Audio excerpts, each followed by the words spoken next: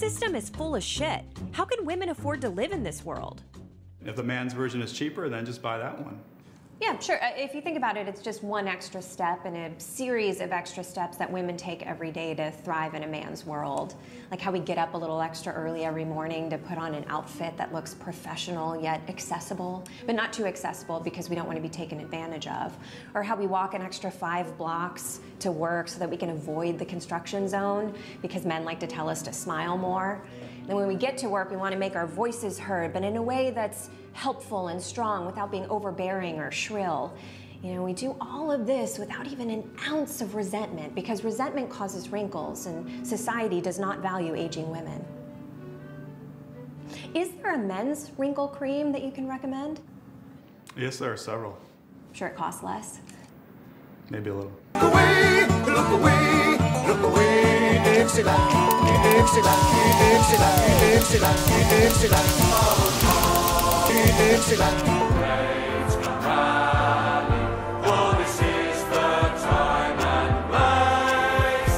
The international ideal unites the youth. All right, y'all. Thank you for tuning in to Dixieland and the Proletariat. We're going to talk about Southern working class history and current events through a leftist perspective. Make sure to like us on social media at Dixieland or the Proletariat or Dixie Prol.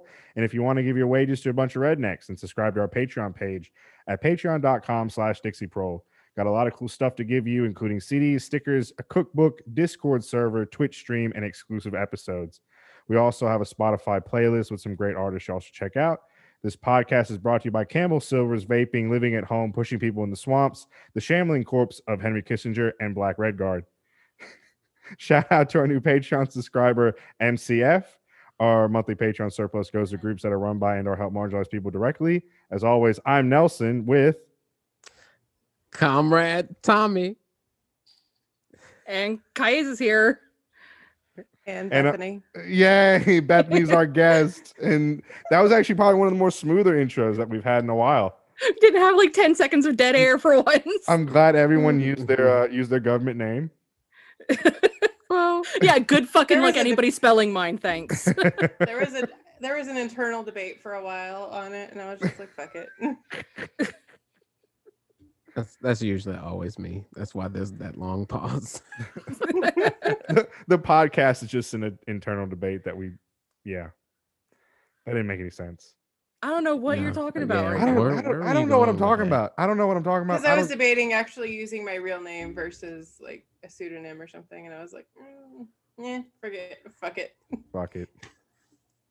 Anyway, so how's everybody doing? Getting I am by. very sore from yesterday. Oh yeah, Bethany was out actually doing shit yesterday. Hell and she's yeah. got the sunburn to prove it. Ow. This is what I get for being in the sun for 4 hours.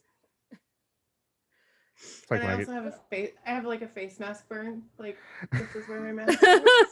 Like That's the new spring break tan lines is the mask. Oh no, none of them are wearing masks. Come on. Oh yeah, you're right. Oh my god, y'all see Miami? Yeah. In South Beach, No. that was horrible. Yeah, that cop I choke slam that purposefully do kid. not observe these things because Oh my my mental health can't take it. I think they had to declare like a state of emergency for the city and like shut it down because like there was a shootout and then like no one was wearing masks. There's like trash in the place and it was all spring breakers from out of town. Probably from Alabama, you know. And Georgia. Usually the people from Alabama are going to like PCB, Pensacola or something baby. like that. God, all y'all stay out of my fucking state. All right, we have enough shit going on. We don't need all y'all down here infecting all the old people. Oh yeah. Oh god, the retirement home that is Florida. Well, and like Yeah. what's really killing me about Florida is how many people have been vaccinated in the elderly groups, but the governor is still just like, I don't know that I want to open it up yet. Like everybody else can. Yeah, still fuck off. the mayor of Orlando or Orange County, one of them, there's two different ones, opened up vaccinations to anybody over the age of 40, which was great, except that one of the friends that I have left living in I think is Orange County. One of the friends I had left living in Orange County got COVID like 2 days before then. Lovely. Wow. Yeah. And now his whole family has it. God. Yeah. Are they Fucking okay? Florida. Sorry? Are they okay? Yeah, he is starting to get over it, but his family have like are just starting it, I guess. So they're in the really shitty phase. But yeah, like there's some places where they're just like, no, we've got to open this up. But I've also been like, because my parents still live in Orange County, I've been trying to get them, well, my mom had hers, so my dad needs his. I've been trying to get him an appointment, and every time I'm trying to find a place to get him an appointment, there's nothing left. There's obviously been runs on these appointments every time they open up. And he's 65. He should have had his shot by now, and I can't get him an appointment. I've been checking for about a week. Goodness. I just got my Ridiculous. appointment for Wednesday, I think. Yeah, Wednesday. Yay! So Yeah. They open it up 65 and over, and then 16 over with pre-existing conditions. They just got through the round of like teachers and educators. That's why I was able to get mine, because I fall under that with tutoring. Mhm. So I have just superhero really power wanna now. be- I just really want to be integrated more with my Xbox. So if I get this Bill Gates chip, You can have it streamed directly into your eyeballs then. exactly. I'm That's still all I waiting on want. I'm still waiting on my extra limbs to grow so that I can replace my arms. Oh yeah, Yes. Bethany, you're the one who showed me that flyer that was like, you know, these vaccinations have aborted baby parts and lizard DNA in it. I've been waiting for my lizard DNA to kick in. I'm like, when do I get extra autisms? I need to level up. No. Bethany, that one tick. Have you seen that TikTok video where the guy was like, tell me why you're not afraid of the vaccine without telling me you're not afraid of what's in the vaccine? He was like, well, I already have autism, so it's basically just a system upgrade. Yeah, basically. That's about how a lot of us feel. We're just like, fuck it. Like, we already got all the things that you're scared of. Shut the fuck up. My dad like boomer texts me, like, because he has a flip phone, so like boomer text me like stuff to look up on YouTube about like vaccine conspiracies that he believes. And I'm just like, that's nice, Dad. Good for you. Do your research. Do your research, man. Why don't you ever refute him on these things? Like, viscerally refute him. I have no I chill. asked my mom that. I was like, Mom, like, you were married to him for 20 years. Like, why didn't you like ever say anything? She was like, Nelson, your father's a nice man. But like, what did she say? She was like, trying to argue with him would be like me punching a child. It's just like, it's not fair. I'd rather just let him like stay in his own little bubble, because he doesn't go anywhere. He just stays in his house. It's not like he's going out like infecting. Like, he just like stays and like watches stuff on I have a counter argument for that. That being the fucking billboard that he helped sponsor. Oh my God! Yeah, the billboard. He did not stay in his bubble then, Nelson. I forgot about the billboard. Wait, I don't even know about this. Did I talk about that on a? I feel like you have, but I've heard the story like 4 was an times After now Dark because we're episode. constantly talking about our dads. So okay, so for the non-After Dark people, so like oh my God, my dad bless his heart, but him and my uncle are like right-wing conspiracy theory like nut jobs. So like they bought like billboard signs, like the big ones you see on the side of the road or on the interstate, right? And it was time on one of the ones that like changes sides or whatnot. But they bought billboard space to warn people about chemtrails. No, they didn't. Yes, I swear. Shut up. No, they did. didn't. And my dad, No, they without, didn't. yes, they did. And Wetumpka, they Your did. dad did My not do dad, that. yes, he did. My dad even like, he was like, see that sign over there? If your uncle and I ever go missing, you know why? I'm like, Dad, shut the fuck up. Oh my Wait, how long ago was this? It was pre-pandemic. Sorry, my Yeah. roommate is coughing and from some pot. Yeah, it was pre-pandemic, and I think they got like 2 billboard signs And my dad was like, "Oh yeah, so people called the guy asking like for more information, and like he was like so proud that people wanted more information on chemtrails." And it's like, oh my god, yeah. I wish I don't know if I got. I don't think I ever got a picture of it. I tried to get a picture of it, but it switched. So your dad quickly. had a chemtrails hotline? Yeah, it was like no. It was like go to this website wait. to like know more about chemtrails. Oh man. Yeah. That's Anyway, intense. Just why? What was it his Wait. website? no, it was like a website that his conspiracy people like he knows like So he doesn't know the gained people, but like he was just nothing like from this.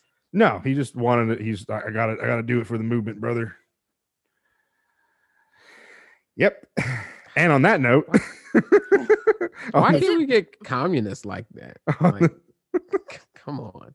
Where's that ingenuity on the left? buying billboard space right We left. meme and shitpost. Thank you very much. If anybody notices the stitch in the audio there, that's because I had to ask them to pause it. Because as I was sitting here recording, I watched my dog vomit in my dining room. And then because I was getting excited at her telling her to stop, she got excited and walked it all the way through the house. So sorry about that, everybody. Back to the regular show. Chemtrail. Chemtrails. It was not. Oh man, I would not have been able to record if I just left it like that. All right, Just like so this is so gross. Oh yeah, honestly. All right. All right, Kai and Bethany, do y'all want to take it? Because this is y'all's episode, and Tommy and I are gonna shut up, and y'all have the floor. Take it away. Okay, Right, so then I shut up. invited Bethany here for us to talk. Well, she came up with the show idea, I should say that, to talk about forgotten women revolutionaries, especially those who were overshadowed by men who were in their same circle and ended up getting credited with their work. So Bethany, why don't you talk to me about why we decided this was an important topic to start? Initially, it was just because, so much of our labor is just underappreciated and undervalued. And you can, even if our labor is appreciated, it's undervalued. So like you can say, I love women, I love non-men all day long. But if you aren't putting in the work to actually value our work, then do you really appreciate us? Mhm. But like, so one of the reasons that we decided to start this one is because we noticed that in a lot of leftist and revolutionary type spaces, we'll be talking about revolutionary men and never really get around to talking about the women who were also part of it, such as one of the things that tipped us off was people talking about, quote unquote, the wife of Lenin without her having a name or any of the work Right. that she did. Go ahead. and like she has a complicated Russian name, but like literally all the time, if I see her referenced, like she is referred to as Lenin's wife, Mhm. as if she didn't have her own work, as if she didn't do anything else, as if like all she was just his wife. All the she did was homemaker. wife. Yeah. Like that's the only thing that she ever did. Like she didn't, like as the spouse of someone that is a writer, you're going to help them edit things. Like, Mhm. so of course she's going to be an influence on him. She was the first secretary of the of the Central Committee. She was the like first, I think she was like the second in command of the Education Committee. Mhm. She did a lot of things. She had her own writings, like, but nobody ever talks about her. But so instead they're just like, oh yeah, what's her name, Lenin's wife, instead Mhm. of her actual name, like the anglicized version, like, which is basically Nadia, but her Mhm. actual Russian name is impossible for me to say, and I'm not going to try to butcher And it. I remember a moment when we started like workshopping this idea when we were talking about Marx, and we were both sitting here thinking like, oh, both of us heard that like a daughter was also a theorist and that another one was a writer, but we didn't know their names and we didn't know exactly what each of them did. And that's when we realized like there were these women who were putting in incredible work who were never getting the Right, notice that they so- deserved. one of his daughters was big in the socialist circle in England. You know, like whenever, like back then, and like she was wildly influential within the socialist movement in like that part of Europe. But you hardly hear anything about her nowadays, but like you hear everything about all these other people, and overwhelmingly it's men. Lucy Parsons is another example. Lucy Parsons helped found the IWW with Mother Jones and all the other men that are a part of the organization. But like, if you look at the Wikipedia for Lucy Parsons, literally it says not much is known about Lucy Parsons beyond this time. So records don't exist. Like, so was this a racist thing, or was this because she was a woman? But you can find all kinds of stuff about Mother Jones. There's all kinds of think pieces, blogs, books about Mother Jones. And then overwhelmingly, whenever you find things about Mother Jones, it's whenever she's older, and either leading the children's march or she's just looking very elderly. But Mother Jones was radical long before any of that. So it's like, yeah, that's another thing that we both like talked about when we were doing research for this, is that trying to find images of these women and non-men, that there were only two forms of images that you could find, and that's them being very, very beautiful or very, very young, and the only other image that you'd find is them being very old, and there's no in between. There's no candid pictures. There's no middle age.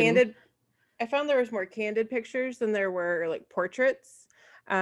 Whereas like men, it's almost, there's a lot of professional portraits.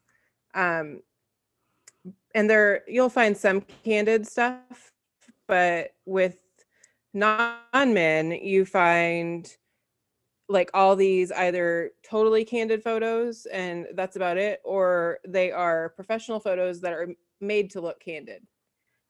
So it'll be like somebody like off leaning on a wall, just like, you know, like trying to look aloof. And like, it was just the stark contrast for whenever I was trying to make that image that I made. And I would like, literally, you can find 50 million different poses of like Mao and Lenin and Stalin and like whoever else. But like, there's hardly any art, even stylized art about non-men. It's just a very like, you don't really notice it until you're looking, and then whenever you look, like you see it everywhere. So for this episode, while we were doing our research for this, I came up with 3 different stories that I'd like to tell. And of course, that's in my own style where I script everything and it sounds, as Nelson likes to say, an NPR broadcast. It's beautiful. It's beautiful. So I'm a fan, but that's not how my brain works. So if everybody's into that, I would like to start with Lolita LeBron, who is one of my favorite people to talk about now. Fuck yeah. Yeah, so Lolita LeBron was born in Puerto Rico and was part of the Puerto Rico Nationalist Party. And we obviously should know more about her since the January 6th insurrection at the Capitol. Lolita joined the Puerto Rican Nationalist Party after moving to New York from her hometown in Lares, Puerto Rico. Now, in my normal style, I have to go into the history because I'm the resident historian now, but Puerto Rico was stolen by the US government at the turn of the 1900s, following a short few months of autonomy granted by its previous colonizer, which was Spain. Over the next 15 years, the island was leveraged by the US government appointed governors to grow sugar, eventually using the power of the sugar on the economy to secure Puerto Rico as an American territory. In 1914, the Puerto Rican House of Delegates voted unanimously for independence from the United States. However, that was not granted.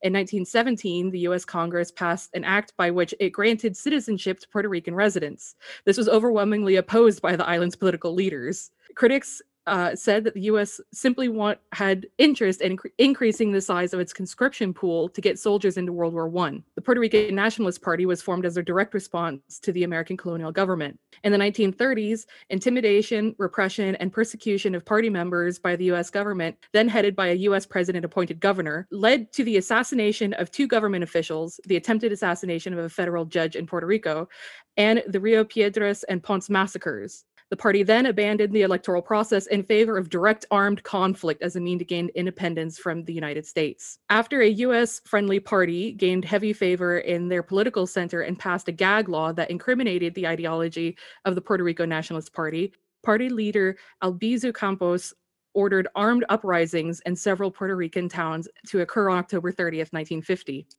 In a related effort, 2 nationalists also attempted to assassinate U.S. President Harry S. Truman on November 1st, 1950. In an effort to call international attention to issues related to Puerto Rico's political status, but this attempt failed. The last major armed event by the nationalists occurred in 1954 at the U.S. House of Representatives, when 4 party members shot and wounded 5 American congressmen. One of those members was Lolita Lebron.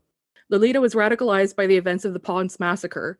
On March 21st, 1937, a peaceful civilian march turned into a police shooting in which 19 civilians were killed and more than 200 were wounded. None of the civilians were armed, and most of the dead were reportedly shot in their backs. The march had been organized by the Puerto Rican National Party to commemorate the abolition of slavery in Puerto Rico by the governing Spanish National Assembly in 1873. And to protest the U.S. government's imprisonment of party leader Pedro Albizu Campos on sedition charges. Upon moving to New York, she was characterized by her bosses at the factories that she worked at as a problem for protesting against the discrimination towards Puerto Rican workers. After joining the Puerto Rico Nationalist Party, she included some of her own initiatives within the organization's ideals. These were influenced by socialist and feminist ideals. Seeking more involvement in society and politics for women, new economic systems and social reforms that would protect women and children were part of her platform.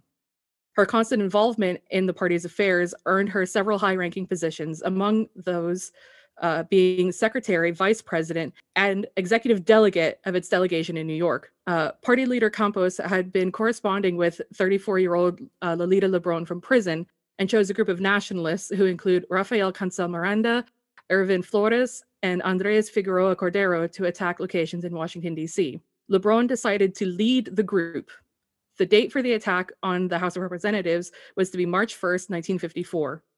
This date was chosen because it coincided with the inauguration of the Conferencia Interamericana, or the Inter-American Conference, in Caracas. Lebron intended to call attention to Puerto Rico's independence cause, particularly among Latin American countries that were participating in this conference. When Lebron's group reached the visitors' gallery above the chamber in the house, Lebron gave the order to the 5 other members. The group quickly recited the Lord's Prayer, then Lebron stood up and shouted, Viva Puerto Rico Libre, or long live a free Puerto Rico, and unfurled a flag of Puerto Rico.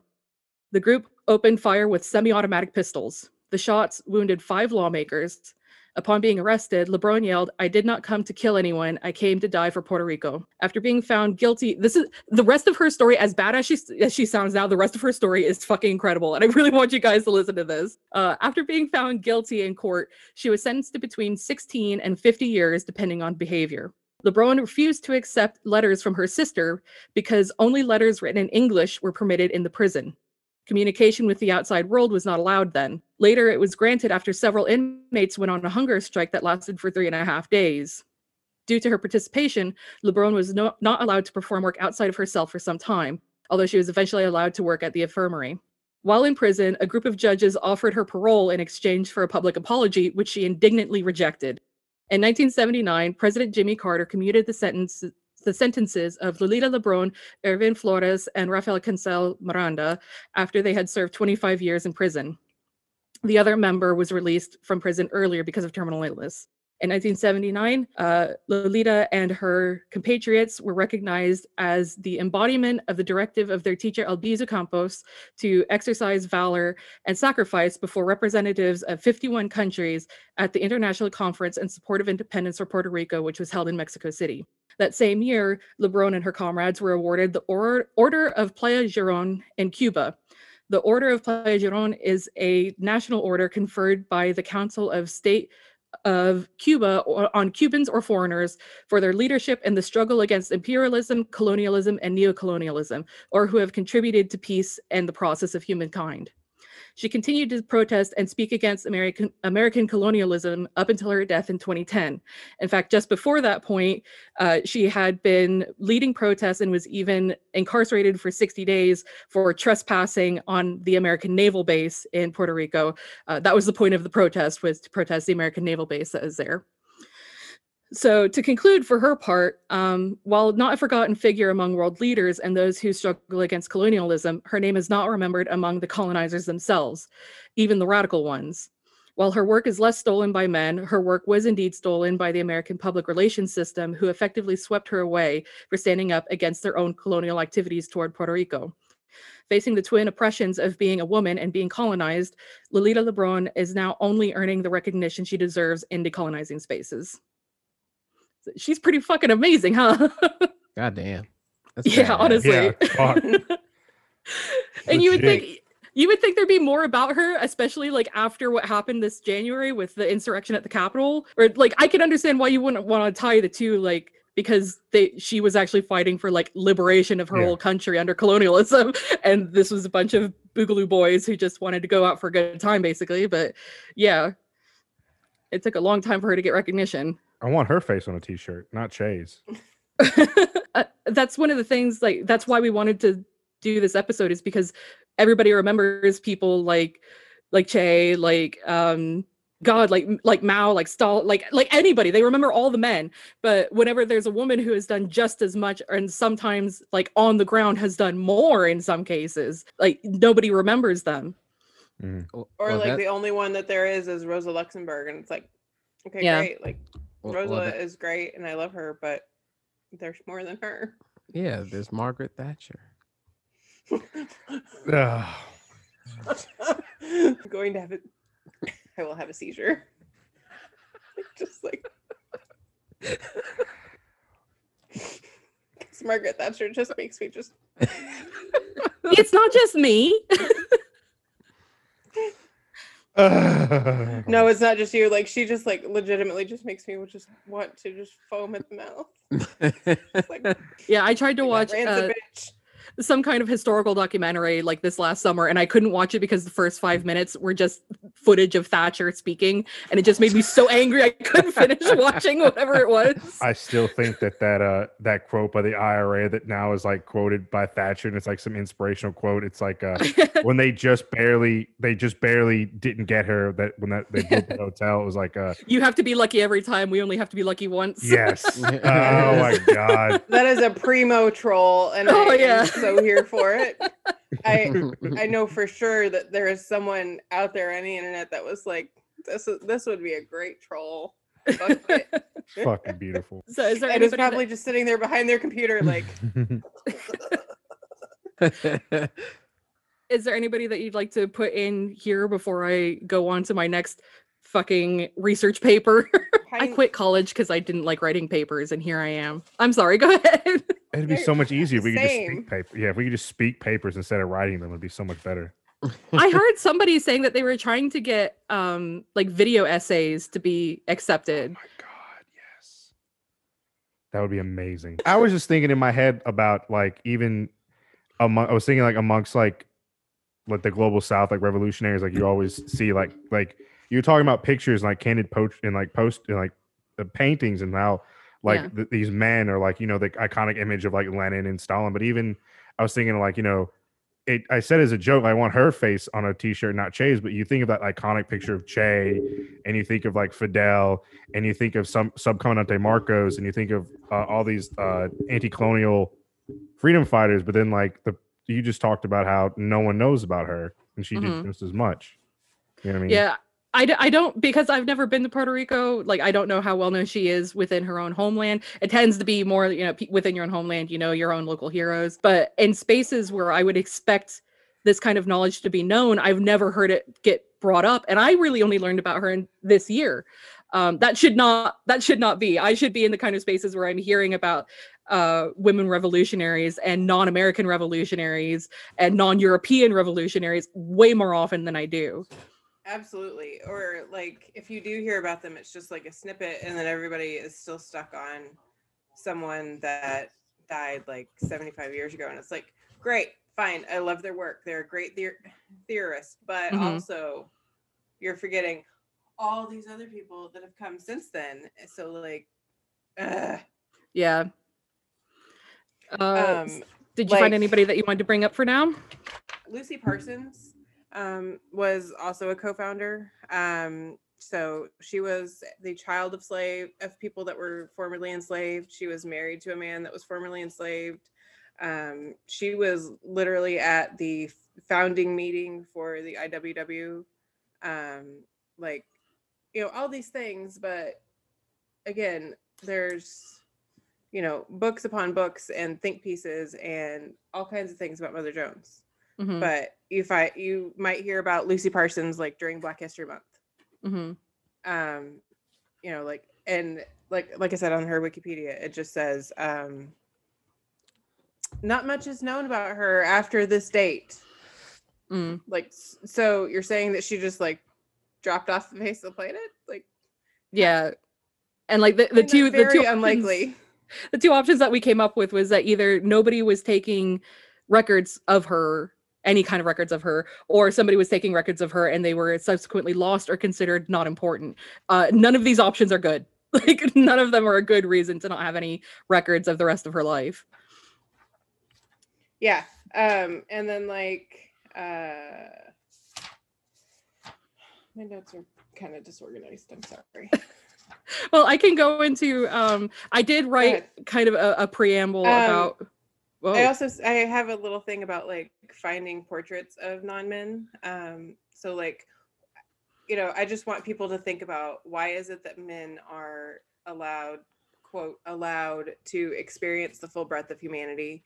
You know, you can be old, you can be young, you can be middle-aged, you can be whatever, but those of us that are looked up to among non-men are either very young and very beautiful, or elderly and like the mother crone type, you know, and it's like, oh, that you should be just like her, just like that person, because she's very respectable. Like, one of the first things when I was doing research for the Little Brown, I remember like calling you and saying like literally the first sentence, the first part of the sentence of this article that I was reading was calling her exotically beautiful and well dressed. And I just lost my mind. Like, no, I can't use the rest of this. I'm sorry. This is getting thrown out now. If I have to sit through exotically beautiful. Right. We're both just sitting there raging like. I can't remember what my exact words were, but I said something about mayonnaise crackers. Like, maybe she's exotic to you guys, you mayonnaise people. Like, it's clearly not just a current thing. It's a all the time thing. And then, you know, you have us being pressured all the time to look young, like to, you know, all these anti-aging things. And, you know, if any rejection of that is seen as just, are you okay? Like, even if you don't show up fully made up, it's like, are you sick? yeah, and you're like, can I just fuck off and do my own thing? Like, can I just be a human for like a week? Leave me alone. Yeah, so I've just noticed like that we still aren't allowed, even within these radical spaces, to move beyond this capitalist perspective on our bodies. You know, like, we try, but it's really hard to break down that ingrained like that lifelong ingrained thing, you know, like where you've had that propaganda thrown at you your entire life. You know, like, I haven't worn makeup in like a million years because I was raised like that you should definitely wear makeup and be super feminine and do all these things, and I just rejected it because I was like, I don't like this. And even like, as long as I have gone without doing these things, like, even then I'm still like in my head like, you're getting to your mid-30s, you should probably think about like doing these anti-aging things. And then at the same time I'm like, why do I need to do these things? Like, it drives me crazy, because I'm just like, I don't want to do these things. I think it's bullshit. I think I should be able to to be old whenever I'm old. But at the same time, like, I get all this brainwashing all the time from media that, and I feel like the depictions of non-men just contribute to that within our radical spaces. Because, like I said, like, it's like you're either really young or really old. There is no in between. Yeah. There was another part that I wanted to make sure that I addressed in this, and that and what we started talking about is that women were not valued for being women revolutionaries in their spaces, but this also comes at the intersection for women who are racialized, for women who are really non-men, not even just women, but non-men who are racialized, non-men who are disabled, and all of these ways. So I did want to make sure that everybody understood that when I continue on and I'm talking about the contributions that Indigenous women had, that there's more reasons why this happened to us than there are just that a man stole our work or that we weren't valued as women. So get ready to sit through my ramblings, everybody. All right, let's go. So for this section where I talk about Indigenous women, I would like to point out the background of forgotten Indigenous women as leaders. Many Indigenous North American people, and I can only differentiate between North American and Central and South American communities because I don't know a lot about those communities, but I would hazard a guess that they're quite similar. Our communities held women in high regard, and women held special protected places in society. My own people, the Ganyangahaga, had a place for women to hold institutional power called the Women's Council. These women were the gateway to chiefdom, and a man could not be made chief or hope to remain chief if the Women's Council did not approve of him. In these women's councils, and the councils held by women across the Haudenosaunee Confederacy, these are councils that inspired American feminists to seek suffrage in their own government. This leads to an interesting point of language, at least when it comes to Eurocentric academia. Indigenous people across North America consider these women with institutional power to be a matriarchy. However, I have faced several people in academia who condescend to us and tell us that that is not a matriarchy. What I have come to understand while talking to these people is that the word matriarchy should be patterned off the word patriarchy, and as such would mean that women being in the seat of power should look exactly the same as men would, or in the image of Europatriarchy, where women, and less talked about people of other genders, are considered lower citizens. One of the reasons why that does not resonate with us is because our societies, being used to women in power, know that women and non-binary power looks and functions differently to men in power. This is a difficult topic to cover because the way that colonizer-centric ways of looking at gender, while entirely necessary from within their own culture, tends to flatten down the idea of woman and non-binary in a way that is not traditional for Indigenous people. For us to be a woman or to be non-binary, and I'll continue to use that term now for the sake of ease, is not a negative thing to be in many of our cultures. It does not come with the negative impact that colonizers brought with them to this land. For that reason, when I say, quote, women's or quote, non-binary leadership or power, I do not mean these things in the way that colonizers have made us believe. It is not exclusionary, nor is it essentialist. It is a more fluid way of looking at gender and how that interacts with styles of power. And I'd like to have that understood before I continue. These are the same academics who only view our matriarchies as another term, matrilineal, meaning that the family ties move through the woman's side of the family. When you think of that, it makes a lot more sense in the colonizer way. In many, but not all cases, it is the woman who is giving birth, who shared blood with a baby, and through them comes the family line. They view the woman's power only as a familial marker and not through the decisions and actions as a member of a nation. For that reason, I say to hell with Eurocentric academics and to hell with the colonizer's language that puts artificial boundaries on an Indigenous woman's place in the world, and I'll call it a matriarchy if I fucking want. Now that those points are explained, we can look at why Indigenous women are usually, quote, forgotten about in mainstream revolutionary discourse. Most people who take part in revolutionary politics in North America and Europe do not come from the same context as Indigenous people. They come from a European context or an exported and colonial Eurocentric context, even for people of color who have been forced into assimilation with European ideology. And that European context is inextricable from its patriarchy. It would probably be untrue to say that Europeans were the only ones to build a patriarchy, and unfair to say that Indigenous people in North America never had similar systems, but they most certainly were not the same. This patriarchy, as many feminists will tell you, works in insidious ways that are not always easily detectable in our day-to-day lives. It silently upholds the men in the room while telling non-men that their perception of it is wrong. Once this patriarchy was brought to North America, it quickly got to work at erasing the impact of Indigenous women through both viewing women as lower beings and upholding only the role of male leadership among our communities. Over time, that turned into our forced assimilation, teaching us to devalue the role of women in our own societies, which perpetuated itself until we die off or decide to fight back through decolonization. To that end, it is our own societies and our own knowledge keepers, many of whom were and are women and non-binary people, who keep the stories of the following women alive. So that's the foundation that you have to have for Indigenous feminism and Indigenous women in power. Any questions before I go on? Any comments? Just a bunch of smiles? Once again, I'm learning more through you speaking than I think I have like other episodes. It's like, I don't know. I wish I could formulate my notes like that. I attempted to with the sharecropper episode. That was just because I was reading from an actual paper I wrote. But yeah, that was awesome. Oh, thank you. Sounds a bit uncivilized. I will.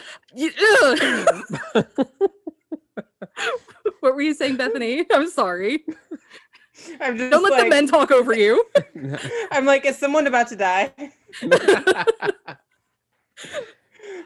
The goal of this podcast is to bring minorities on and fight. Fight. Fight for my pleasure, yes.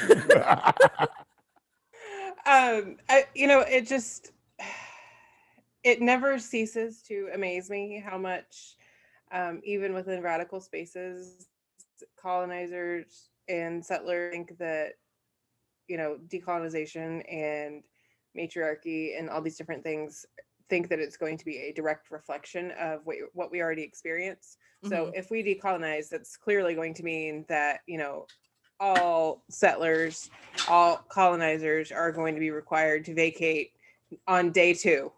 Like, yes, that is exactly how that's going to work.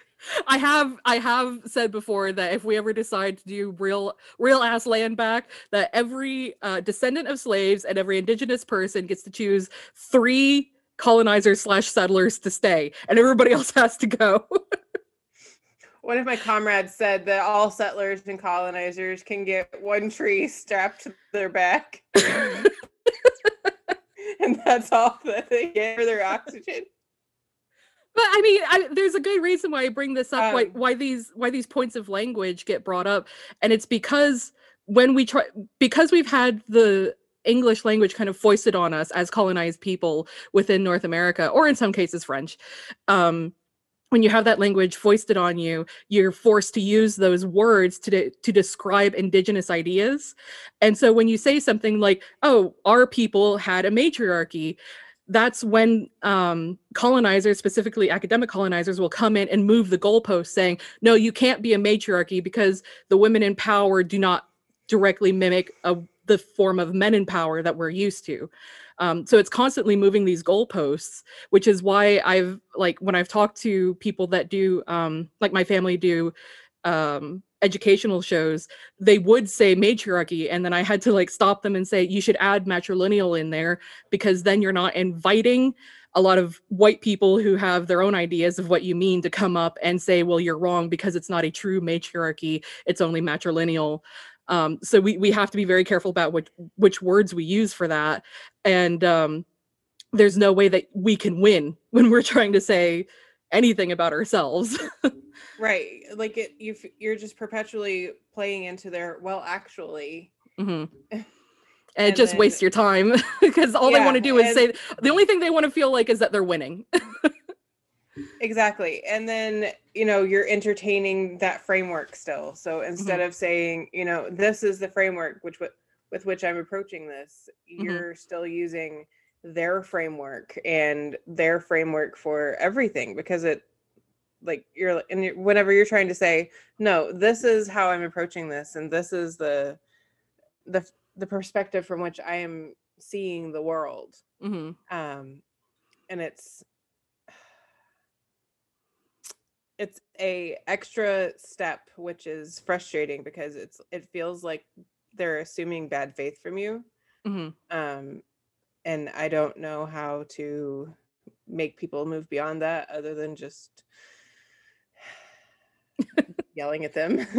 It really, it takes all kinds when you're in the kind of space where you're going to be revolutionary, I suppose. It takes all kinds. There's going to be people who are better at engaging with bad faith or engaging with people who have really no understanding of your people to do kind of these 101 level introduction and explaining that yes, we do still exist. No, we do not all live in teepees. Most people don't live in teepees, in fact, by now.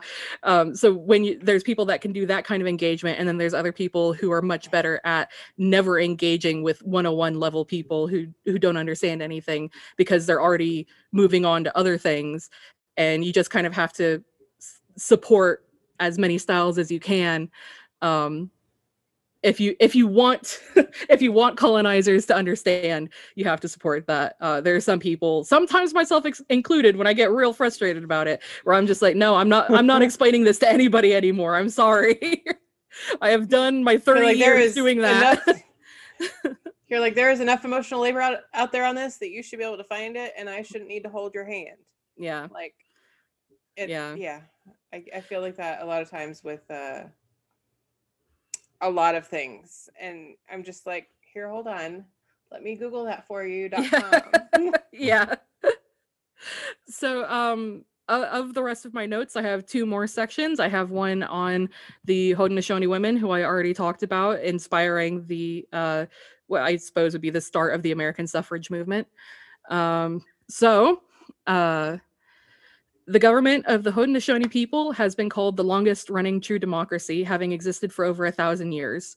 Whether that is true or not, as the words and classifications of colonizers don't matter so much to me, it is true that Haudenosaunee women have held equal power with men in our society for as long as anyone can tell. The Haudenosaunee, made up of 6 nations of the Mohawk, Oneida, Onondaga, Tuscarora, Seneca, and Cayuga, have long held women's power as essential to the running of their nations.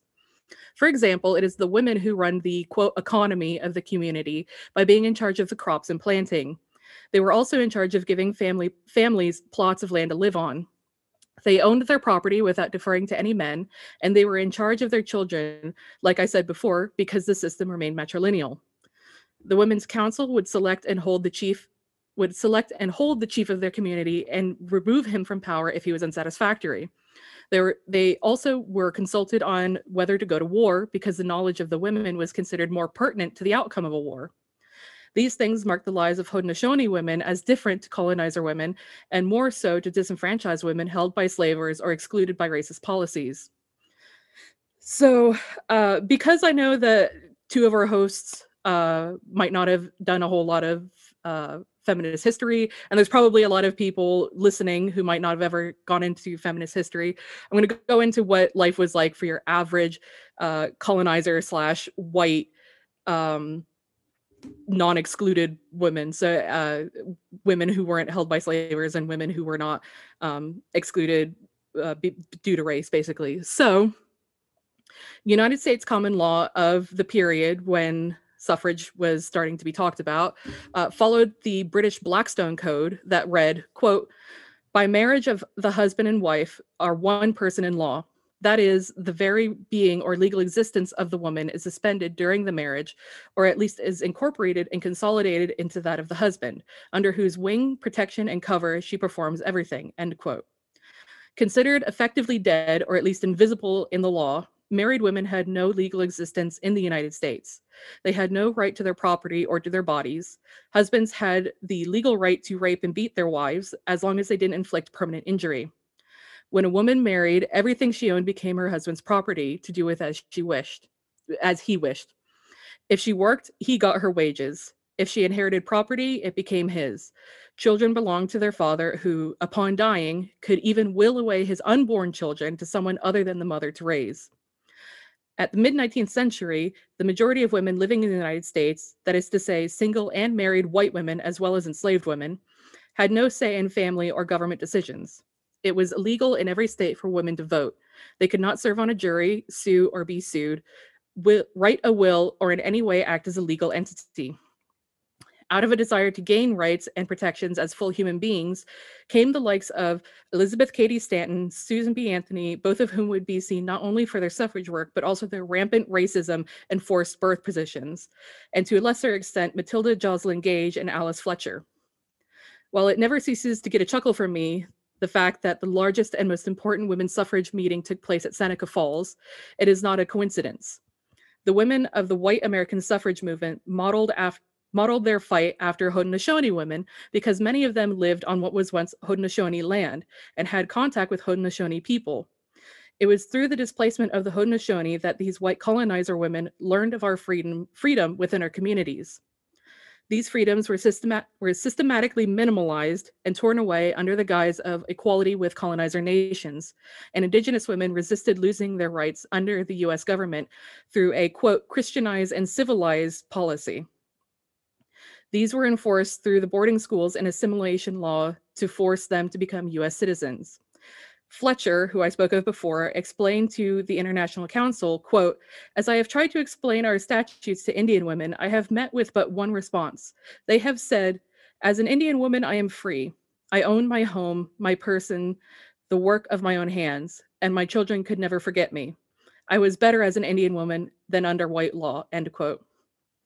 These women quoted interactions with Indigenous women, often at several conferences through the late 1800s, and used the idea of Haudenosaunee women being strong, able, economically and politically powerful among their own communities as an argument against the Christian dogma of a woman's place and the bounds of marriage.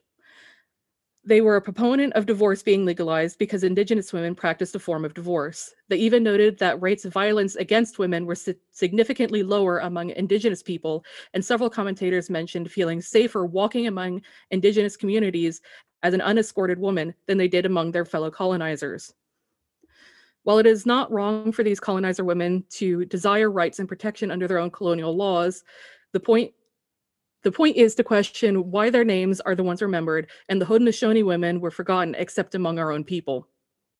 So yeah, it's one of those things where my own people kind of gave all of these American feminists the idea to follow these things. Or they probably could have come up with the ideas on their own, but they modeled all of it off of my people, and we're the ones who are forgotten while these white women are remembered.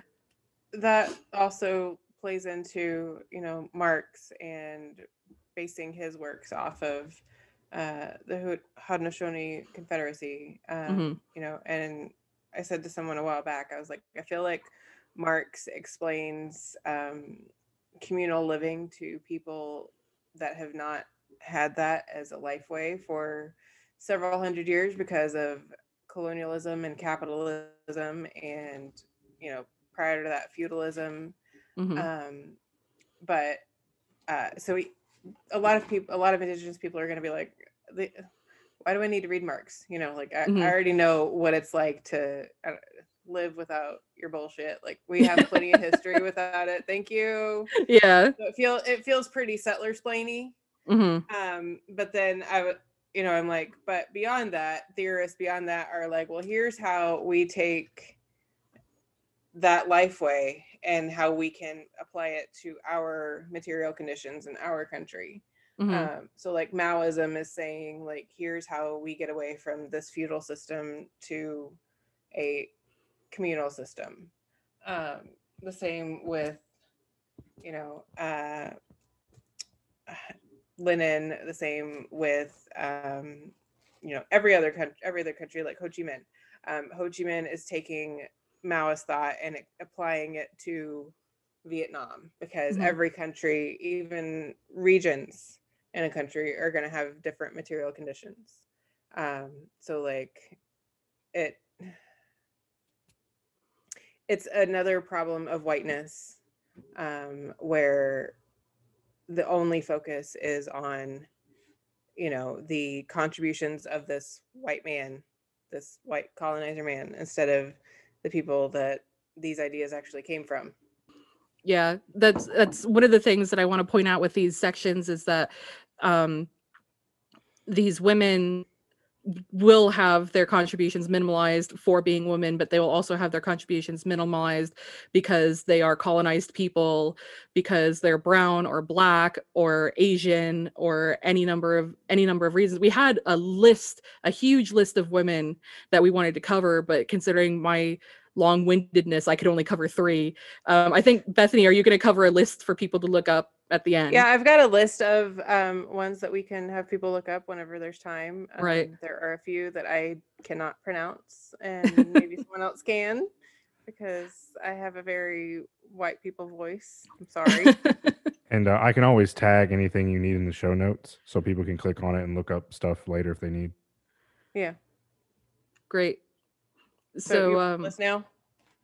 yeah, I mean, The first 2 that I have that I cannot say are Anuradha Ghandy and Hisila Yami. okay. Hisila. So there's Pine Leaf, who we had discussed. She Also they comes were- under the name Woman Chief or Pine Leaf. She was a two-spirit war chief. Pretty freaking amazing. Yeah, and like whenever I was reading about her, there were a few sections about how she was allegedly married to some colonizer, but like the only evidence of this marriage was really in his memoirs, where he says that he left her after like so many days and like just like literally just fucked off.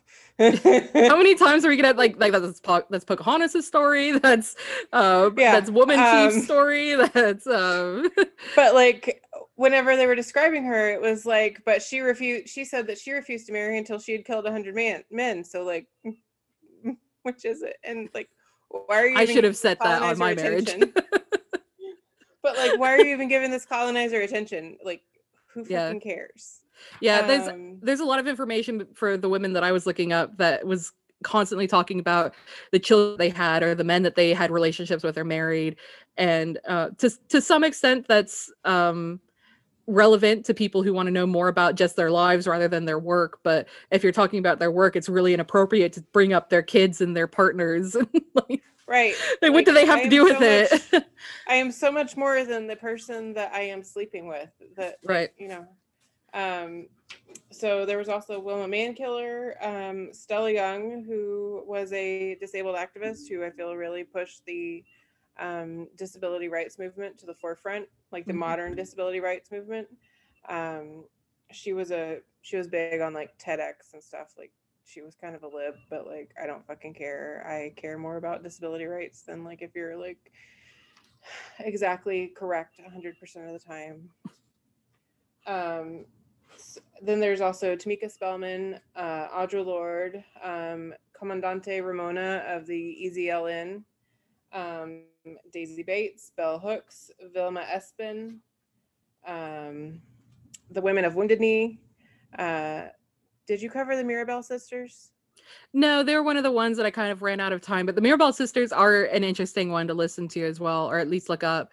They were 3 out of 4 sisters who stood up against a dictator in the Dominican Republic, I think, and were eventually assassinated for standing up against him.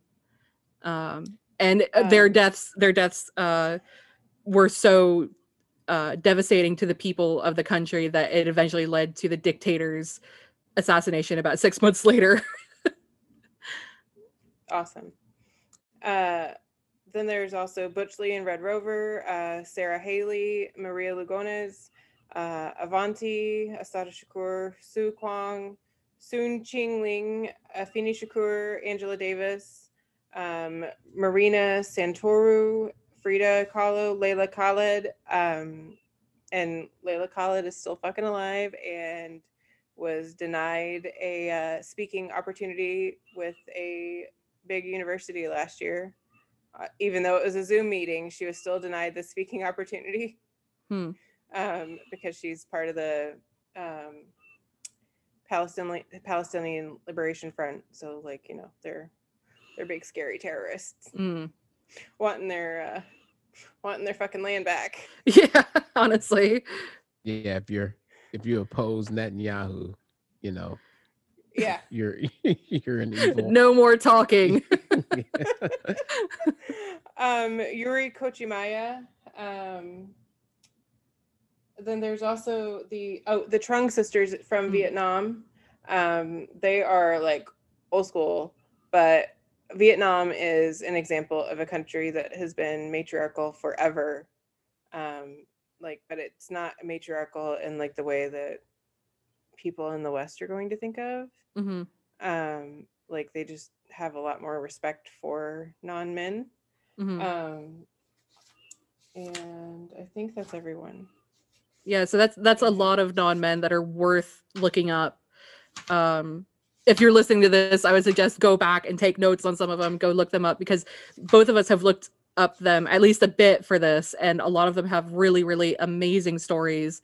As good as the Lily LeBron that I mentioned before. I have another person that I want to talk about, and their actions were amazing, and everybody on that list has equally amazing stories that don't get told often enough. Absolutely. Like there are so many radical non-men that everyone can look up to beyond just Rosa Luxemburg and Angela Davis. Like, yeah. I fucking love Angela Davis. She's great. She has great contributions, but she is not the only modern person that we have. Like, there are other people that are definitely still alive, definitely still writing, and like, you know, just because it's not in some tome of a book doesn't mean that their writing is any less important. So I guess I'll finish off on my last person, who happens to be my favorite to talk about. She's one of my favorites. This would be Lozen.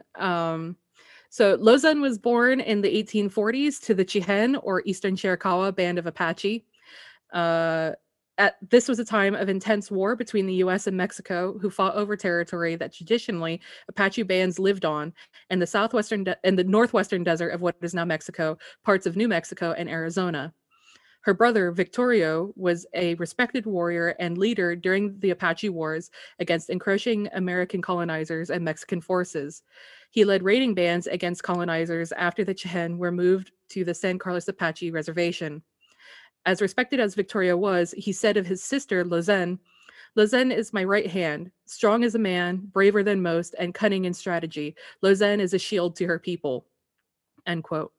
According to her people, after her coming of age ceremony at about age 12, she gained the power to know where the enemy of her people was, with parts of her body turning darker color in the direction of these enemies.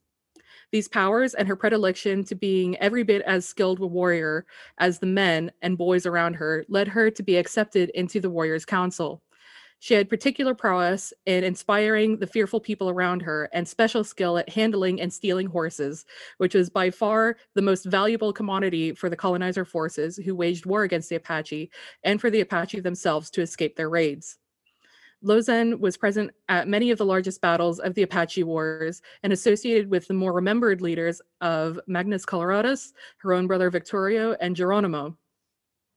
After the death of her brother, she eventually joined Geronimo's band and carried out many of the last big battles of the Apache Wars. Lozen was a skilled tactician and trusted with important missions, including escorting women and children who fled the conditions of the San Carlos Reservation. The Chihen, facing starvation at the reservation, chose to flee and fanned out across the desert. The group was faced with a swollen Rio Grande and feared their path to safety had ended. James Kewekla, I can't say this man's last name, Kewekla, was recorded as remembering the sight of Lozen while he rode behind his grandmother on this trek. Quote, "I saw a magnificent woman on a beautiful horse, Lozen, sister of Victorio. Lozen, the woman warrior. High above her head, she held her rifle. There was glitter as her right foot lifted and struck the shoulder of her horse. He reared and then plunged into the torrent. She turned his head upstream and he began swimming. Immediately, the other women and the children followed her into the torrent. When they reached the far bank of the river, cold and wet, but alive, Lozen came to Kewekla's grandmother and said, 'You take charge now. I must return to the warriors,' who stood between the women and children and the onrushing cavalry. Lozen drove her horse back across the wild river and returned to her comrades." End quote. Afterwards, Lozen left the band to escort a young pregnant woman across the Chihuahuan Desert of Mexico back to her family on the Mescalero Apache Reservation. Equipped with a single rifle, a cartridge belt, a knife, and 3-day supply of food, she and the mother narrowly eluded Mexican and U.S. cavalry forces. While en route, she moved the mother to a secluded location, aiding in the delivery of the child. In the following days, she protected the newborn and mother until enough supplies were commandeered to ensure a safe trip. Afraid that a gunshot would betray their location, Lozen used a knife to kill a longhorn, butchering it and drying the thin slices of meat. Along the way, she seized a Mexican cavalry horse for the new mother and a vaquero's horse for herself. She also took the soldier's saddle, rifle, ammunition, blanket, canteen, and even his shirt. Following the death of her brother as a result of a battle with Mexican forces, Lozen struck out with as many survivors as she could and joined Geronimo's band. Lozen was part of the war councils and was as important as any man. In the summer of 1882, these warriors planned and executed a raid on the San Carlos Reservation, freeing 600 people. Many more escapes and raids followed, but eventually, as the band dwindled from death and capture, and the final surrender of the U.S. to the U.S. military took place at Skeleton Canyon on September 3rd, 1886. On September 8th, 1886, Geronimo, Naichi, and Lozen became prisoners of war, along with 381 people living at the San Carlos Reservation, including Apache scouts who had helped the U.S. Army. They were all marched to a railroad, packed into cars like cattle, and sent to Florida prisons. Men were separated from women and children at 2 different concentration camps.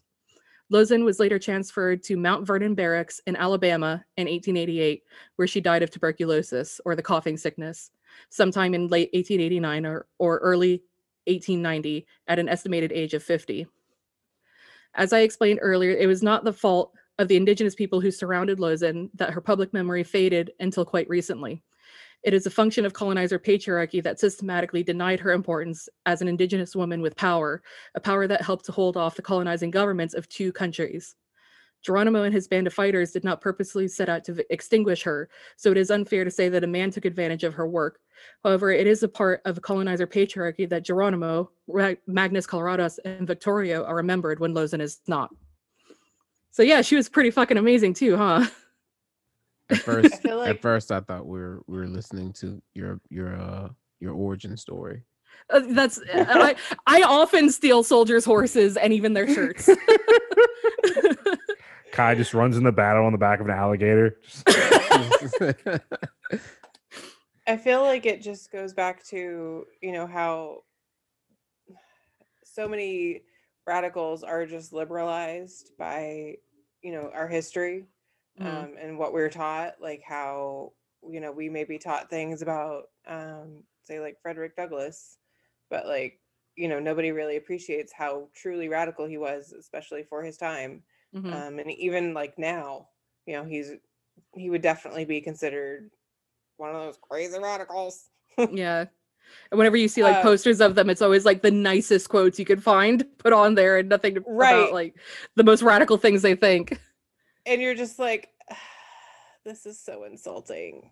And I feel like excluding non-men from that just is a way to try and make us feel like, we have to work within the system. Like whether or not it's conscious, I don't know, and I don't really care because it doesn't matter. The result is the same. But like just a way to try and keep us from really realizing our true power and our true potential. The story of Lozen reminds me of something that I talked to with my sister who's appeared on this podcast with us before.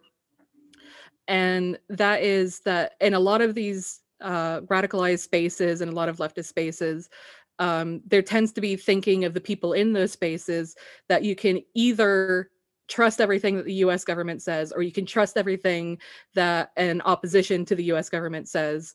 And there's no other way of thinking of it. You can either trust the U.S. or you can trust another country, be it whatever country du jour of the leftist space. If they trust Russia, Vietnam, whatever, you can think like that. But for a lot of indigenous people, we get frustrated with that way of thinking because for us, there is legitimately a third way of thinking. So when you think of the story of Lozen, a lot of these spaces might have you thinking, well, of course it's the Mexican forces, because it's the Mexican forces that we should be listening to and say that we should be returning this land to Mexico, because it was Mexico for a long time.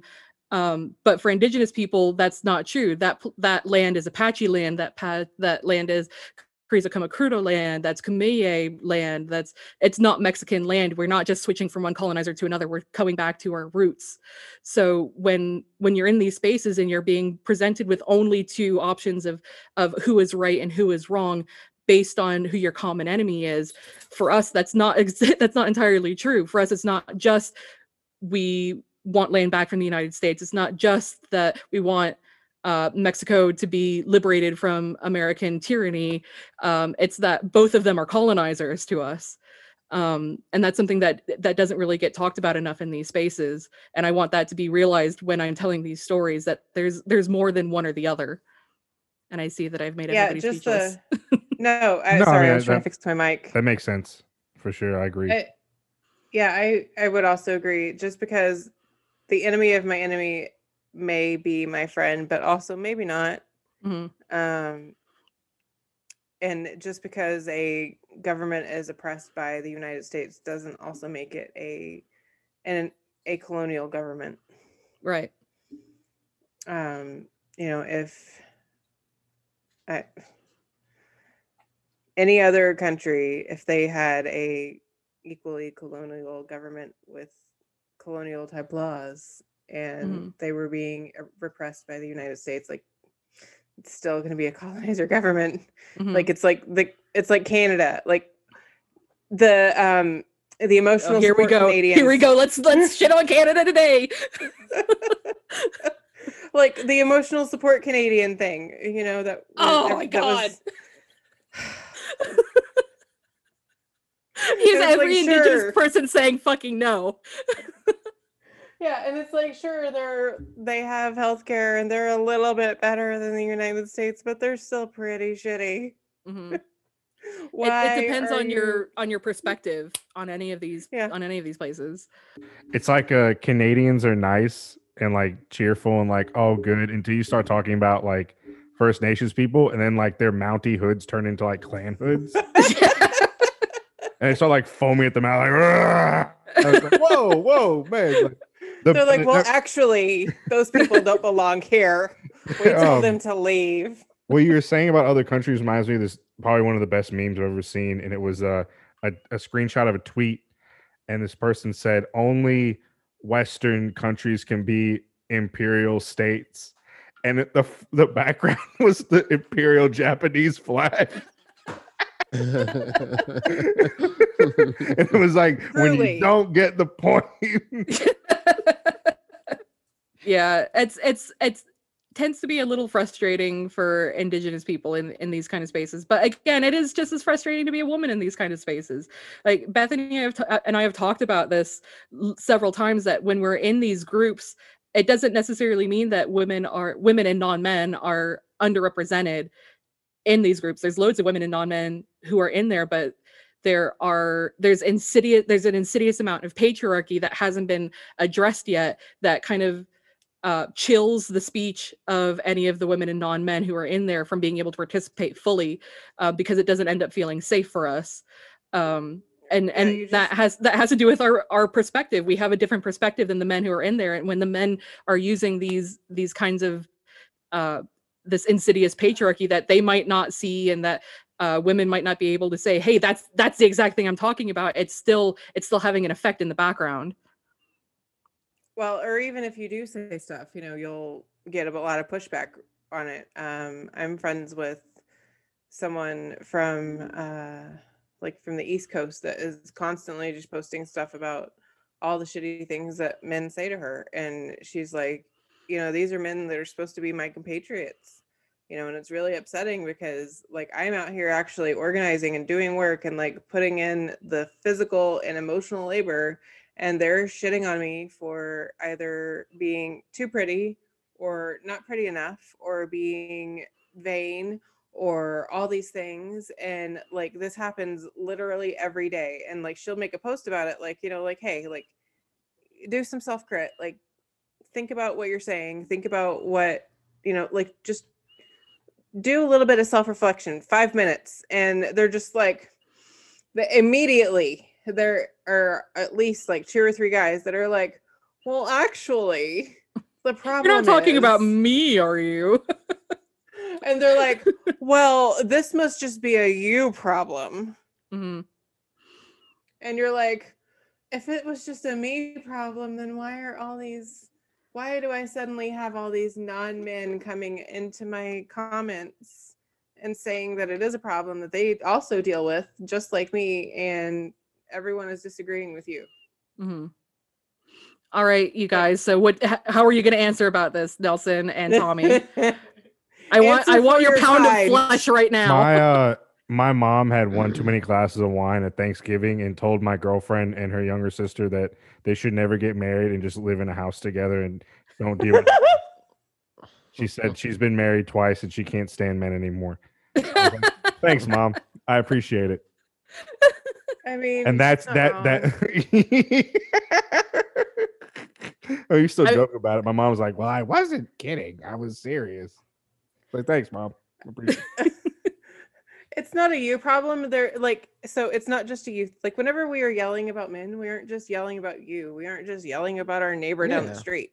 We're yelling about like everything all the time, every day of masculine. Yeah, like the male gaze. No, I think I thought it was all directed at me because. Oh no, Nelson, we specifically want you to stop. Okay, good. Specifically you. When it's not about me, I get worried. I'm just like. It's like kind of what it was like the opposite of like wanting the attention is like, I want all the bad attention. I feed off of people's negativity. Nelson is the walking embodiment of Lady Gaga's bad romance. I feel like this is a kink that he needs to maybe talk to his therapist about. I probably do. Be like, why am I a human punching bag? Oh man. Why do I enjoy this so much? Maybe that's some trauma. It probably is. All right, Tommy, what have you got to add to this? Oh, I mean, no, I mean, I agree. It is an issue, and how we can correct this, I'm not sure. I don't know if that's my place, but it's the place of every man to correct it.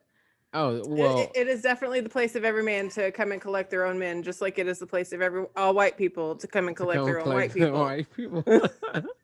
Yeah, no, but I do agree with you, and we do need to get better. And I was thinking, instead of the next time I think about quoting a guy or something, maybe see if there's a female in that field and quote them and give them the light and the I don't know, representation that they deserve. But I mean, you're absolutely right. There are women that share these fields just as equally as men, and they are not represented at all, or very little, if at all. So little things like that I think would go a long way, and that way you can bring familiarity with that person and the situation, and things will grow from that. Yeah, it really can be that easy to just take an extra second to look for a different quote.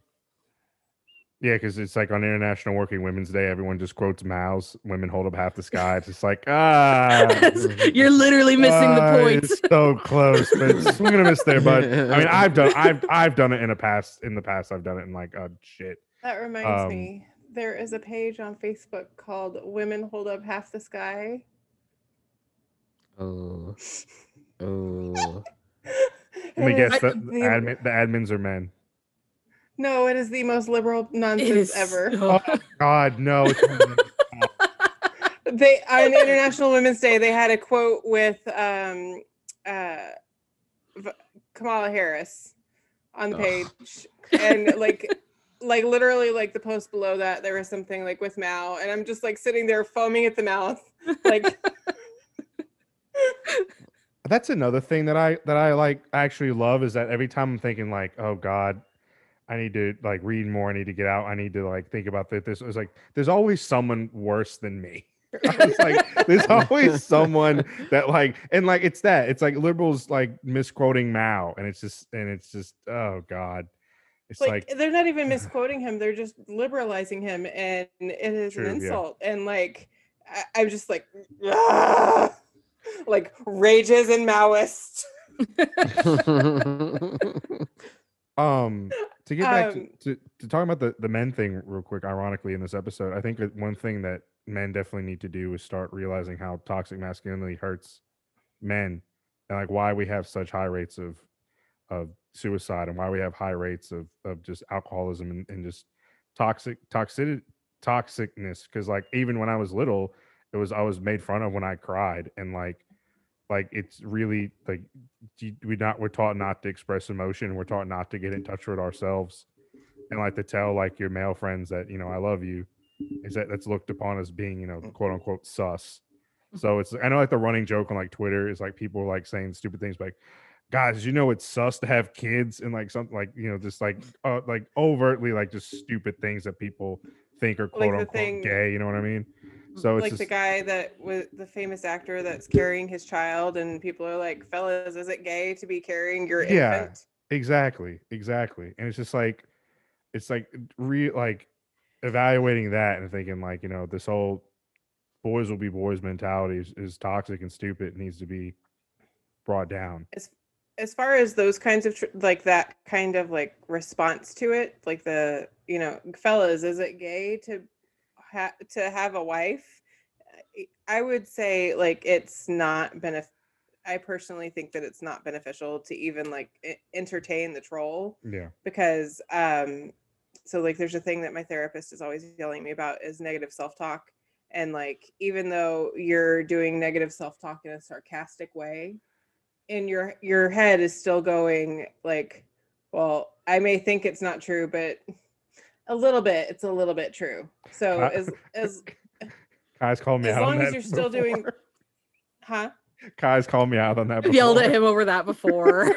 Yeah, so like as long as you're still doing that, like even if you're doing it in a sarcastic way, as long as you're still doing it, some of this negative thing, that's still gonna leach into your brain to some extent and fuck you up. So like just whenever you see that shit, just don't entertain it, don't repost it, don't, you know, whatever. Yeah, I Try personally and hate scroll right confrontation. past it. Yeah, I personally hate confrontation. So like I was like, oh, okay, that's stupid, and just like keep scrolling because I hate confrontation so much, which is ironic because I'm like a bigger dude with a bald head and a beard. You think I would be like the most confrontational person, but like I hate confrontation with a burning passion to And like a like I toxic was level. raised to be subservient and, you know, be seen, not heard. My job is to be the wife and be some man's good wife, and you go to school to get your MRS degree. So I'm like, that's how I am where I am now, because I was like, no, fuck this.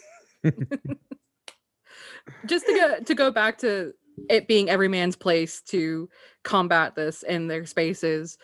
I understand the inclination that when you're being told that the things that men are doing are toxic and they're not listening to women so much, so that the first inclination is to say, oh well, I'll stop doing everything so that I won't keep doing that. I understand that inclination. That's something that almost everybody has when they're being told you're doing something wrong, please don't do that. However, it is a place for every man in these spaces to take that first step of no longer doing the toxic thing, and also to help combat it within those spaces, because it is still men who listen to other men. It's still like I've been in this specific situation where I've had very close male friends and I'm in a confrontation with another male, and afterwards when I'm so frustrated and angry from fighting with another male, and afterwards I asked my friends, why weren't you helping me? I know you believe the same things I believe. Why weren't you helping me? And they would come back with, oh, I didn't want to talk over you. That's a toxic way of looking at it. That's a toxic way of looking at your power as a man in those spaces, because you're basically leaving the non-men who are close to you out to dry and fight it by themselves, rather than leveraging your power as a man in that situation to help the non-men that you're friends with. So I would just say anybody who has that first inclination, it's okay that you have that inclination to just stop what you're doing, but please take the second step to, instead of just stopping, go ahead and stop what you're doing and then leverage your power against those those people who still want to be misogynistic to your friends and family. And I would also say that, like, as a, just as if you're into theory, if you're into, older history, look into reading or listening to works by Alexandra Kollontai. She was a foundational member of the Bolshevik Party. She was one of the education secretaries. She was a diplomat for the party, but she was also a writer. And so I would recommend either Communism in the Family, or Sexual Relations and the Class Struggle. Or you can also try Red Love, a reader on Alexandra Kollontai. And all of those things are going to give you just a very basic foundation of Marxist feminist thinking and a framework. And because one of these was written in 1918, so it may seem like a long time ago, but at the same time, we have people that are still alive that were the descendants of these people, so it's not that long ago. Someone born in 1918 is going to have descendants, a child alive right now. Yeah. So it's not completely irrelevant. And there are a lot of things that you're like, this could have been written last month. How the fuck? But it's because we've been, stagnated for so long under capitalism, for the last 100 years. We've advanced with technology, but our workers' movements have just been stagnant for various reasons. And then if there's other if you're interested in other feminists, you can explore those spaces beyond there. But that's at least a stepping off point. So did you guys have any other questions for the two raging feminists who are here, or? I'm sorry. You should be. How dare you? No, you brought up a really good point about when to step in and when not to, because I struggle with that internally. Be like, all right, crap, do I step in now? Is that talking over, or do I back them up? And then I feel also race also plays into an issue, because I have all three strikes against me being cishet, white, and a male. So it's just it's just I have that. It's that hesitation before you're supposed to act. It's I'm and it's just what do I do? But what I would suggest the most to you and any other man who is having that kind of problem, who can't think of that, you are saddled with an insane amount of power that we don't have, that we as non-men, racialized non-men, disabled non-men, we don't have that power. You have an insane amount of power and you don't know how to use it, or you feel uncomfortable with using it. It's hard to do, but the best advice I can give you is to just be comfortable with being told that you're not helping. So if you start to help and whoever is in there says, in whatever way they verbalize it, you're not helping with what you're saying, that is for you to become comfortable with, and not for us to coddle you with. I would rather have somebody jump in and maybe be kind of wrong on a couple of things than to be left out to dry, basically. Yeah, because I can think of a number of, now I'm just racing through scenarios in my head that it was just, it would have been very sus. I can't now. It's a word I'm gonna figure. You play Among Us one time. I know, and now he's using sus all the time. It's one of those. It's one of those. It's one of those things that you go either way. It's just should I say something or not? Or I was especially with white people, it's just y'all, kind of, this is getting kind of awkward here. Should probably, there's way too many to, especially when race is involved. There's a lot of scenarios. What I've usually been told as a white person is, if there's another white person going in, just give a sentence or two, just saying hey, you need to stop. Here's why. You don't need to give them a whole paragraph long diatribe about whatever, leave that to, that's not your lane. Your lane is just, be hey, you need to stop. Like, fucking stop. Whatever you can to disrupt that person. The same way with like, if you see a man being creepy and weird with someone, you know, instead of like going up and acting like you're with that person, you know, instead focus on the man. Take the attention away from the person that is being picked on by this person or harassed, you know, and entirely focus on the man. So the person that is doing the harassing, so that they can just like the person that's being harassed can just back off and just bolt. So it's the same kind of thing. Don't make it about you. Don't change the conversation to yourself. Just be like, hey, you need to stop. Here's what you're doing wrong. And like, just like a short, sweet blurb on blup and just dip. Mhm. And if somebody wants to spend the emotional labor to explain why they're wrong, or if the person comes in and says, you know, can someone explain this to me? Then someone that has the spoons to do so will do so. Otherwise, everybody's just going to leave it because they're just like, I've heard this 50 million times and I'm not interested in engaging with a sea lion today. Anything else, guys? No? Once again, I'm sorry. Well, I guess that's kind of the end of our discourse on this then. Oh, what? No, I was just saying if y'all could compile what you're saying or like the list of people that you want people to look up, and Kai, if you have your notes, Oh yeah. and we can put them in a Google Doc, and then I could tag them in the show notes so people can go instead of having to go back and listen 50 times. Especially, I know like me, I'd have to listen like 100 times to remember To a all list those names. of all these people, Yeah, right? they could go back and look at it and have it in front of them. Because you named off a lot, and I'm really glad that I told Bethany I was very excited about this guy. I wanted to hear more about, you know, everyone. Like, yes, we love Rosa Luxemburg, and yes, we love Angela Davis, but it's just like it's almost to the extent that they're kind of like tokenized now. It's just like, oh, look at these two people, and then forget about everybody else. Mhm. So it's nice to know that there's like a whole massive list that I can go look and like, even if it's a quick like search, like look on Wikipedia or just Google them and be like, all right, and I learned something today. Mm-hmm. Just like spend like 10 minutes a day just learning about someone that you wouldn't have heard about otherwise, you know, and then you just have like a random. That's literally how I live my life. Is I hear a thing and I'm like, let's Google that, and then I go fall down a rabbit hole for like an hour.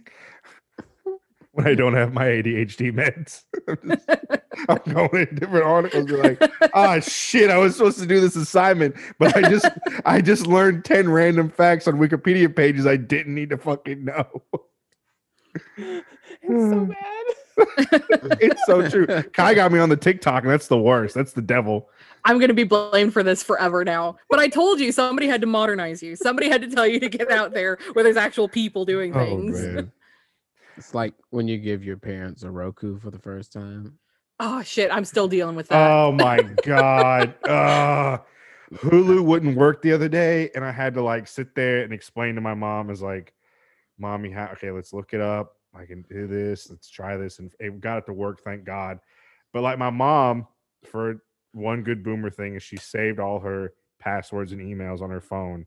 So I was like, oh, thank God, because I've had to do password recovery with my mom before. And it's a nightmare. My dad just has a stone tablet that he just writes on. He doesn't know what. Yeah, I was gonna say, like, at least your mom puts it on her phone. Like every old person that I know or I have dealt with is always like notebook full of like random scribblings of like, this is my password for this. This is my password for this. And it's all like diagonal and all in like different ways. That's on, like, that's my every parents. other page. My parents have like a ring notebook that they just sit on the countertop with like all these Yeah. passwords in it. And like the notebook is like 10 years old. So like every time they've had to change their passwords, just like scribbled out and written Yep, yep. smaller. Oh, Lord. Yep. Exactly. Have you ever seen those like little black books that are literally password books? What? That sounds adorable, and I need to get one for my parents I immediately. I need 3 of those. Like it's like It's like Death Note, but it's with passwords. it's like Is that your anime reference? Is this your only anime reference? Yes. That's yes. He The finally ones found that I've one he seen could are make. like this size, and they're bound and just say passwords. Oh, good. So that they know what's in it. Hell yeah. Like I remember, Like, and it'll be like on the inside, it'll be lined, and it'll say like website, like username, password, and I'm like, that's No. adorable though. They're just gonna This write. is such They're just bad gonna write security. diagonally on it anyway. It's just gonna. I've never seen anybody write like in the appropriate spaces ever. It's always just like, and it's always in like Sharpie or like different colored like markers, like whatever you have, like mascara. It's just like whatever's available. Oh God. but it's such bad security is my problem. Like, Well, yes, it is, but considering all these old people don't know about password managers, plus they'd have to have the password manager on multiple devices if they have multiple devices. I would rather my parents have like a password notebook, considering if somebody is going to like break into our house and try to steal some kind of like information like that, like they're not going to get shit out of my parents, but my parents are going to forget their passwords every time. Yep. Yep. you're gonna be like, oh my god. But you know what's mistakes gonna were happen, made. Kai? You get them What? that notebook. Now they have 2 notebooks that they carry around and have. There's no consolidating. There is no consolidating. Nope. There's Oh one my for mom God. and one for dad, and then one of them never gets updated at the Yep, same yep. time because Exactly. Goddamn boomers. Like we have, when I go home, I know when the Wi-Fi password at my parents' house has been changed because there's another piece of masking tape on Yeah. top of the box. Yes. Password written on Yeah, it. yeah. Yes. My dad had sticky notes on the wall. There's, oh, bless their hearts. Oh Lord. All right, y'all. Bethany, Kai, do you have anything else? I had a good time. Thank you for coming, Bethany. Yeah, Bethany, thank you for coming. Yes. have me. All right. Oh, Bethany kind of glitched out there. It was like, meh. Yeah. You're like, ugh. You just made a little meat noise. Thanks for having me. Oh, okay, good. It's like we're like, thanks for coming on, Bethany. You're like, It's man, like, yeah. the stuff I had to do. Fuck you guys. Yeah. Typical My Wi-Fi feminist. has been kind of like my Wi-Fi has kind of been for a little bit. So It's all good. The microphone that. setup's cool. Yeah, she's a big shot now. She got Yeah. microphone and all kinds of stuff from her party. Anyway, we should end the show. Yeah. All right, y'all. Dixieland, the proletariat, we believe the South will rise again, but this time for the right reasons, those being worker-owned means of production, decolonization, and self-determination for all oppressed peoples. Make sure to like, follow, and subscribe to us on social media at Dixie Prole. We are coming to you from the birthplace of the Civil Rights Movement, Montgomery, Alabama, as well as the United Kingdom. We'd also like to recognize we're recording on occupied land that rightfully belongs to the Muskogee Nation. Bethany, thank you again for coming on. This is a great episode, and hopefully the first part saved. That kind of hit me as a heart attack, like towards the end there. I was like, oh shit, that first part saved. So it was just bullshit beforehand. So we got all the good stuff. But anyway, all right. So see y'all next time.